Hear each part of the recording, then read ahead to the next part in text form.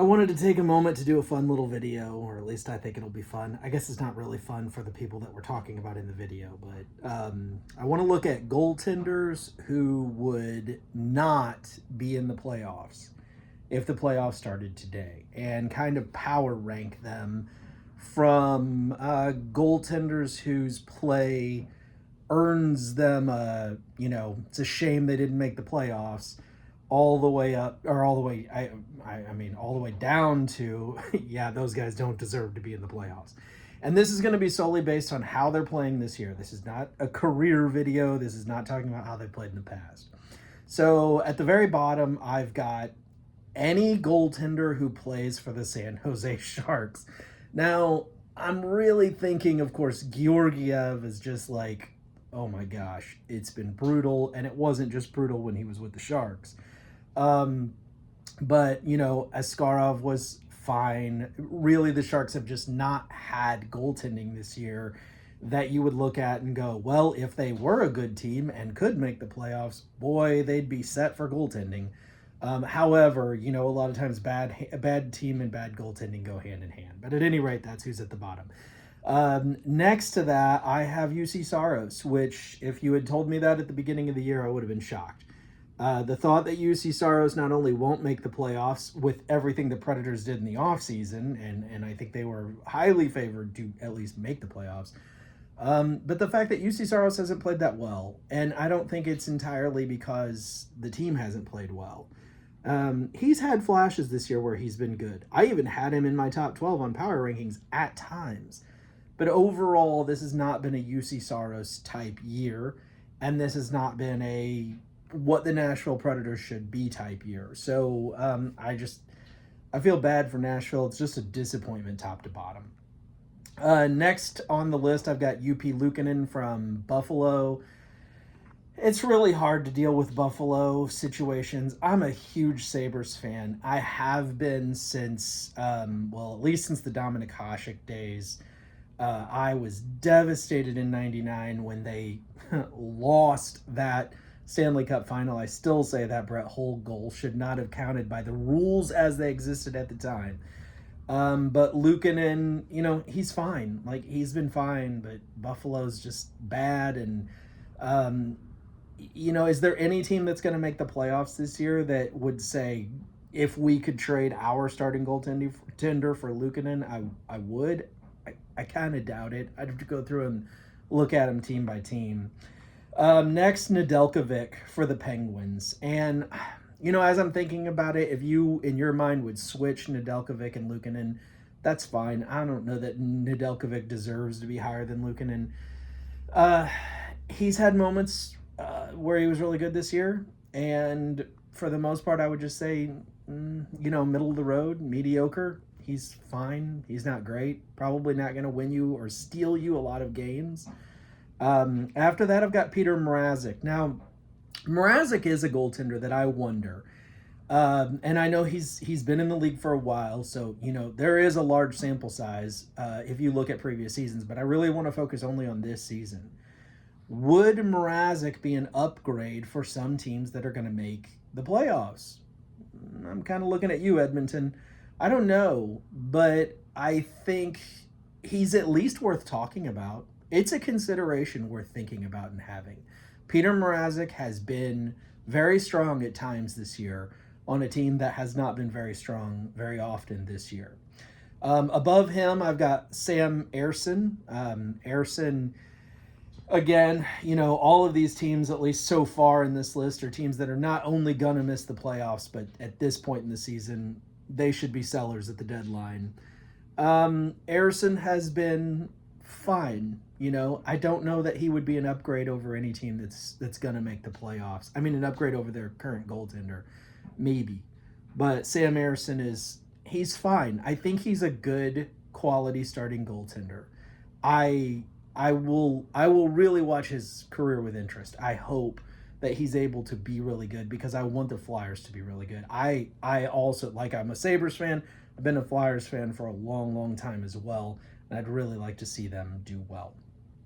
Above him, shockingly, Jeremy Swayman. And I don't know, you could argue Swayman belongs lower on the list. Maybe that I should have already said him. It's always easier to judge a goaltender more harshly when he's just signed a massive contract like Swayman has.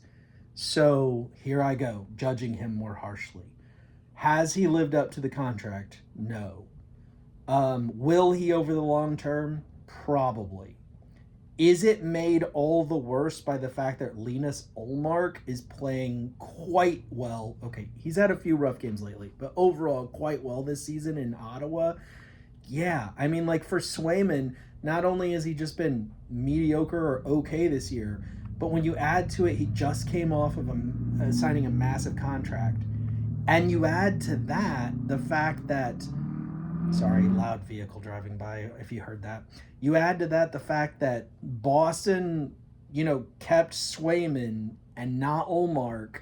And Ullmark looks like the better of the two. He did win a Vezina a couple years ago. Above Swayman, I've got Sam Montembeault with Montreal. He's been really good this year. And I think at this point we start to get into the goalies where you're like, that's a shame. When you say, well, he's not going to get to play any playoff games this year. I think it's right at this line where you start to go, that's a shame. Above him, I've got Binnington, and this is tough. Binnington's season has been okay. His numbers have not been stellar. You could argue he belongs below Sam Montembeault, and maybe there's some recency bias because of the Four Nations and the fact that he's played well coming off of the Four Nations. He's a goaltender who showed in 2019 that in big moments he can be big. He showed it in the overtime of the championship game of Four Nations. But overall, his play this year has been middle of the road.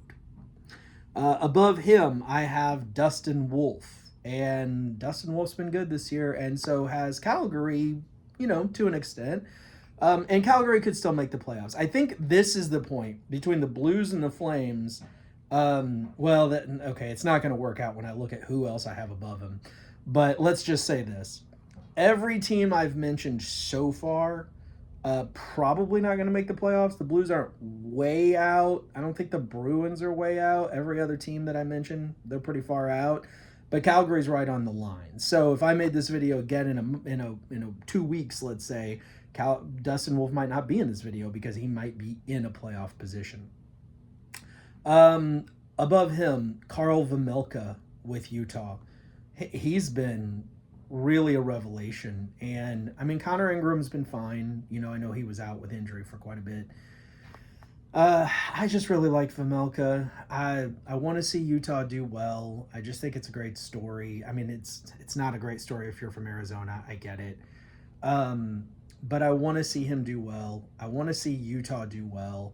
And I really like Carl Vejmelka. And I don't know if I would go so far as to say if they don't make the playoffs, well, that's a shame for Vejmelka. I'm not trying to say that they've wasted his year. Not at all, honestly. But he has been really good.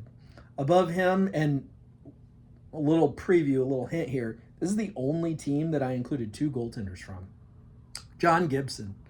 John Gibson, not only is it a shame that the Ducks might not be in the playoffs, although I think they're only 4 points out, if I'm not mistaken. No, maybe more than that. They're not way, way out. It's not only a shame that John Gibson won't be in the playoffs most likely, but it's just a shame that he is really a top quality goaltender. And I don't know how many years he has left. I just would love to see him have some postseason success still yet in his career. He's a guy that a few teams that are going to make the playoffs would probably look at him as an upgrade over what they've got. Again, I'm looking at you, Edmonton. Above him, Ilya Sorokin of the Islanders. Sorokin's been very good at times this year.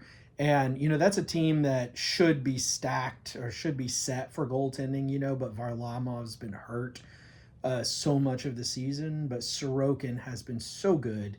And it is a shame if he doesn't if the Islanders don't make the playoffs, and they're not completely out of it by any stretch, but They're not knocking on the door either.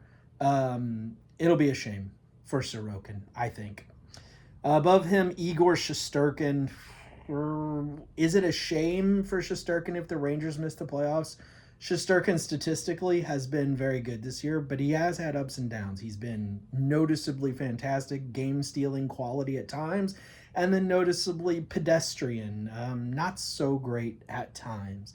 And so I don't know if I would say it's a shame if Shesterkin doesn't make the playoffs.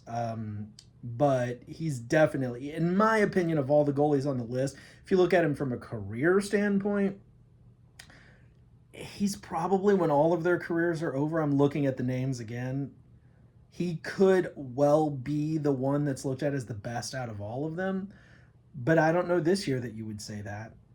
At number two, the goalie that I think is the number two quality this season of all the goaltenders that are missing the playoffs as of right now, Lucas Dostal, the other Ducks goalie besides John Gibson. Dostal's just been fantastic. He's been amazing. I have just really enjoyed watching him. I've watched a lot of Ducks games this year. It really helps because I live in the Central Time Zone, and so the Ducks games usually come on at 9:30. I mean, if they're in Anaheim, just like the LA games, or the Vancouver games, or the Seattle games. And so a lot of times, everybody in my family's already gone to bed, and I'll go sit in bed, and I'll turn on a game that's on the West Coast while my wife, sits and reads a book. And I get to catch a lot of Ducks games. And I specifically, like, if I have a choice between Ducks, Vancouver, Seattle, I usually choose Anaheim, just partly because of Lucas Dostal and John Gibson. I really enjoy watching them. And if those two guys don't get to participate in the playoffs this year, for me, it's a shame. But the number one, the goaltender that I think that as of right now would miss the playoffs, that in my opinion has been the best goaltender out of the ones, well, I'm being redundant, that would miss the playoffs, Joey Daccord of Seattle. Daccord has earned a playoff spot for Seattle, but the Kraken have not earned a playoff spot with him. And so of all of these goaltenders, if I had to say, well, it's a real shame that he's not going to get to play in the postseason based on how he played this season, it's Joey Daccord. But let me know what you think. Obviously, this list is going to change. In 2 days, some of these guys could be off it because they're in a playoff spot. New guys could be on because they're not. Is there a goaltender from one of these teams that you thought I should mention by name that I didn't?